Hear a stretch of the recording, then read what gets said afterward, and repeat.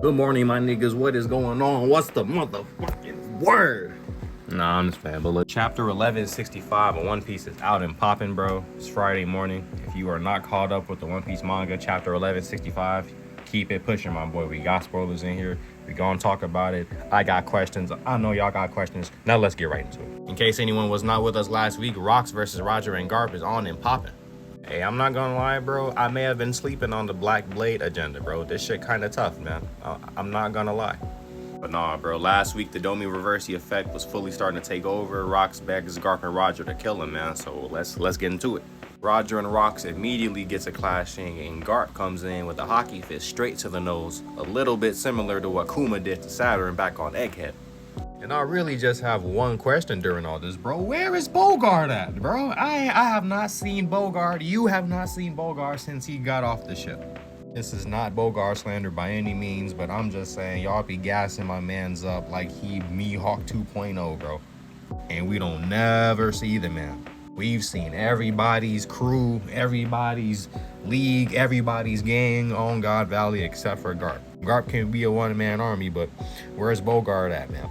Again, no hate to Bogart, just food for thought. Enough about Bogart though, bro. We gonna go back to my guy Rocks. My guy Rocks. Both feet on the floor. Flicks the wrist of the sword. Sends Roger and Garp both flying. The sending back was so wild it had the sky splitting. And the niggas looked up.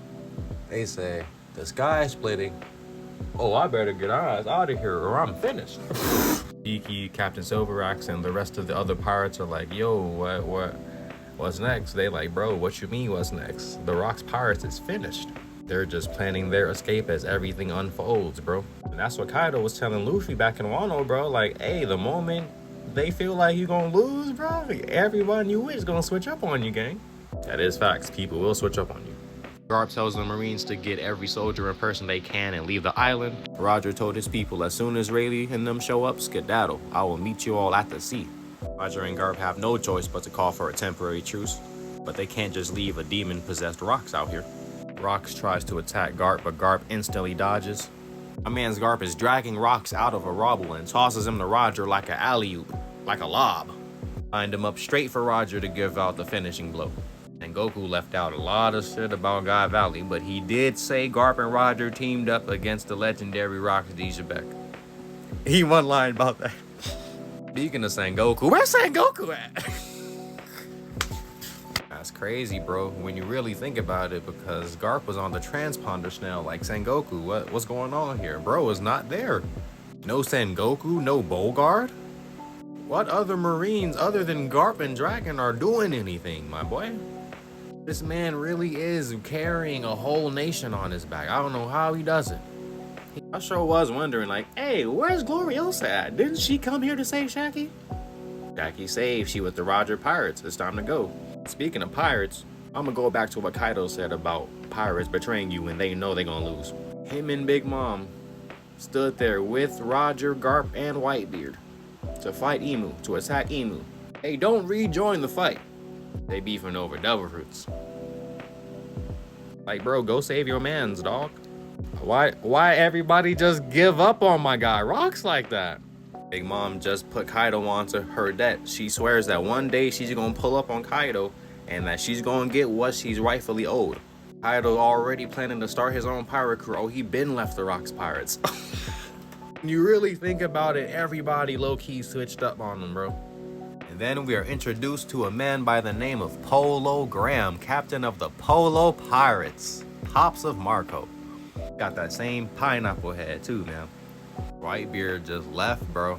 Whitebeard say, fuck it.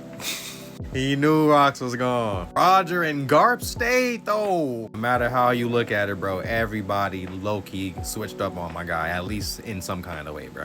They really attacked that nigga one time and said, damn, this shit over. The Rocks Pirates is finished. Finna go start my own crew out. But my guy, Mr. Polo, here is a big Whitebeard fan. You feel me? They both want to get off the island. He knows Whitebeard probably needs a ship. Why not join forces with him? But Whitebeard turns him down. He ups Pole, he ups the switch on his commanding officer, saying, do you condone this? Is this okay to you? If you don't bring everybody, every civilian on this ship, I'ma blast you. And if anybody else got a problem with it, they gonna get smoked too. Commanding officer tell him, say, hey bro, you know this ain't gonna end well for you, right? As Goblin and Rayleigh start to go back to where Roger was, Emu is slowly leaving the island. We saw this panel during the leaks, right? Watching him take over Saturn, watching him Domi Reversi rocks Dijabek.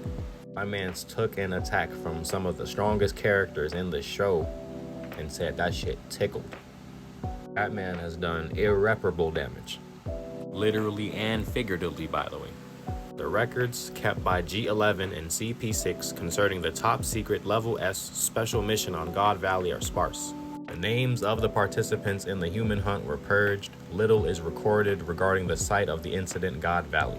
Roger addresses something to Garp that's on all of our minds, obviously, naturally, you feel me? So you know that black monster was in the government, and you still gonna be a Marine? Garp, and Garp was with him for a second. Garp says, if that's what's waiting for me, if I go higher up in the Marines, then I'm good. It was at this moment right here where he decided not to be an admiral or go any further. The Celestial Dragon excuse was just a ploy. This is why Garp doesn't want to be be an admiral. But Garp says if he also quits, no one's gonna protect the Marines, which is true. They do need someone to carry them. Roger says that Armament Haki can counter Devil Fruit abilities and that he's coded it in Conquerors during every attack. But his attacks aren't doing anything. And then Garp breaks it down for him, and that's how I know Garp is really about this hockey shit for real, bro.